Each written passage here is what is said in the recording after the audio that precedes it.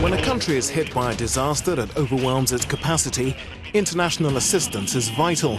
When the earthquake struck Ecuador, the EU Civil Protection Mechanism soon started coordinating the national civil protection response across its network of 34 countries. After the earthquake, Ecuador's authorities asked for international help, and the European mechanism immediately deployed its rescue teams. Spain arrived first. It was really fast. They were sent the following day.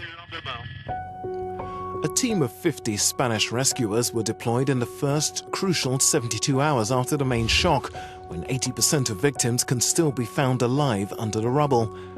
When we arrived at Porto Viejo, about 10 days after the quake, the emergency phase had ended and response had entered into a phase of technical assessment.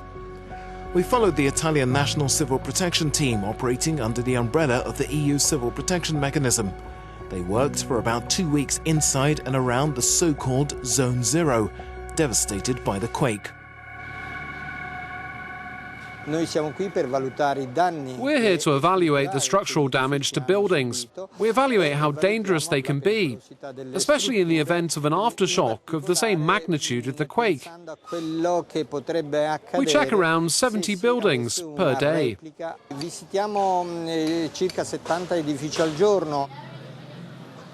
Around 500 buildings were checked in Porto Viejo.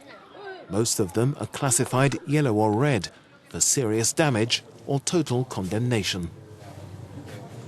This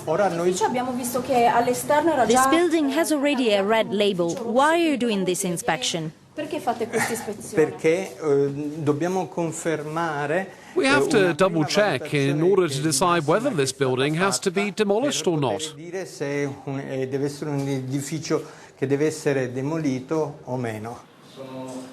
This house will have to be demolished, like many others around. Hard to hear for the family who owns the place. My mother lived out of this rental. There's no money. We don't have enough money to rebuild all this. How can we do that? Same situation in Manta's no-go zone, where residents were allowed in turns into their homes to recover their belongings before demolition. I don't know what's going to happen to us. This was such a district. I think it was the best. This was the market.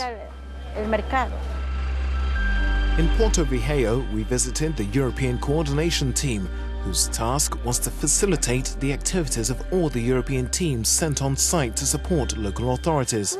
All the information on the quake is gathered here. And this is also the place where the response is planned, therefore what units will be sent and to where.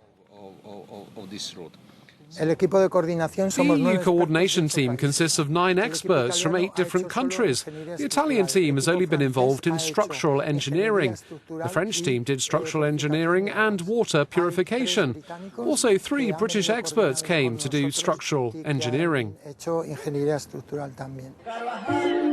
The EU has released €1 million as initial humanitarian aid, channeled to provide life-saving support.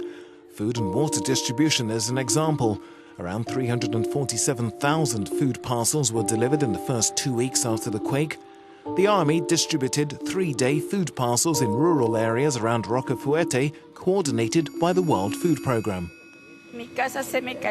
My house fell completely. I was left in the street. We're given food every 2 or 3 days. The shortage of drinkable water was among one of the biggest problems. A French team of 30 experts arrived in the town of Chone 1 week after the quake. In 3 weeks, they distributed around 715,000 litres of water to around 10,000 people. We can produce 70 cubic metres, and we distribute an average of 60 to 65 cubic metres per day to the population, either by them refilling, like behind me, or by direct delivery with our vehicles or tankers. International technical assistance has allowed Ecuador to raise its procedures up to the most advanced standards, which will be useful for the following step: reconstruction.